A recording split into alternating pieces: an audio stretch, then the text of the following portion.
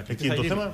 Ας δούμε τις φάσεις και το κουβεντιάζουμε. Είναι δομικά τα προβλήματά του, επομένως, εν πάση περιπτώσει. Βλέπουμε τις φάσεις γιατί έρχεται τον γκολ πολύ νωρίς.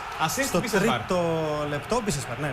Είναι σε πάρα πολλές φάσεις, θα τον δείτε και σε τελικές αλλά και στο μοίρασμα του παιχνιδιού και σε assist.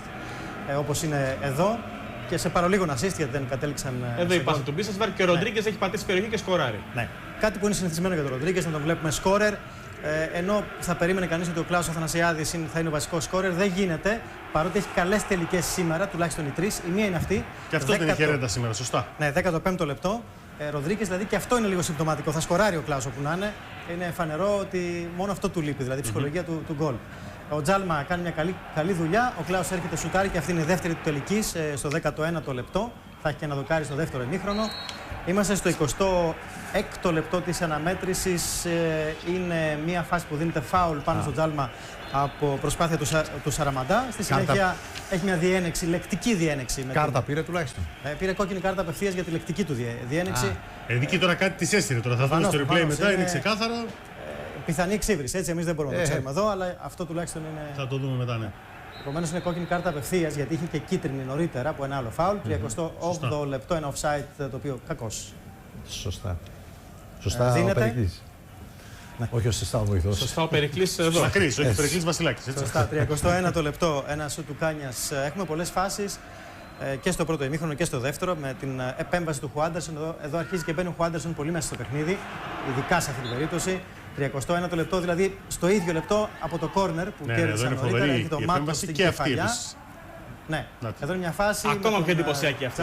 Βέβαια, με τον Τζαν Μακάμπο, στη συνέχεια ο Ροντρίγκες γυρίζει, απομακρύνει και έρχεται και ο Σαχόφ να δοκιμάσει ένα σούτ. Το σούτ είναι αδύναμο, αλλά έχει πολύ κόσμο μπροστά του και πέφτει εντυπωσιακά και τη διώχνει. Πολύ μεγάλη δυσκολία στην οπτική του γωνία που είχε.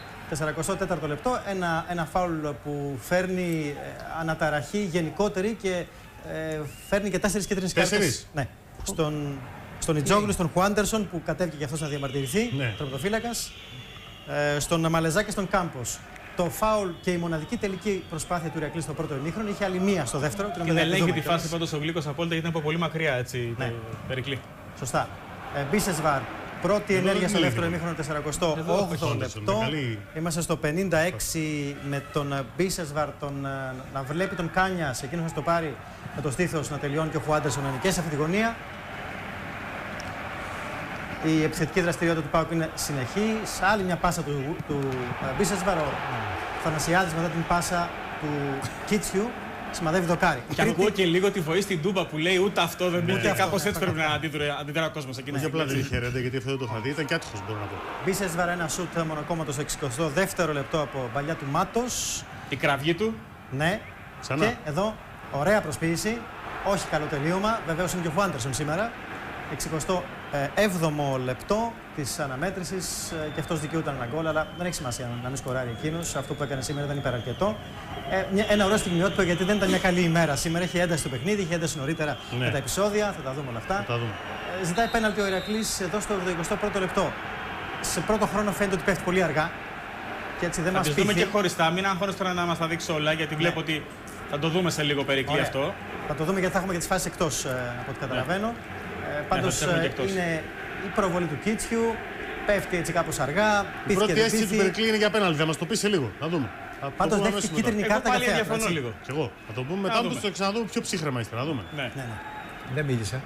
Δεν μίλησε, τα πάμε όλα εμείς σε λίγο να τα πεις. Λοιπόν, το έβαλε αρκετές φορές ο Παναγιώτης Φιλίππου που επιμελήθηκε το μοντάζ. Ήθελα να δω μια φορά ακόμα πάντως την απόκριση του Χουάντερσον. Του κάνω ένα παραπονάκι έτσι. Ήταν τρομερή, ειδικά στο δεύτερο σουτ που έκανε. Αλλά θα τα δείτε και στη συνέχεια και θα έχετε πολύ χρόνο να το συζητήσετε. Είδατε παίρνει μια γεύση. Ο Ροντρίγκες χάνει το τέτα-τέτ. Πολύ χαλαρά πήγε στο τελείωμα της φάσης. Για Ροντρίγκες τουλάχιστον που είναι σχετικά δυναμικός. Και αυτή ήταν η τελευταία φορά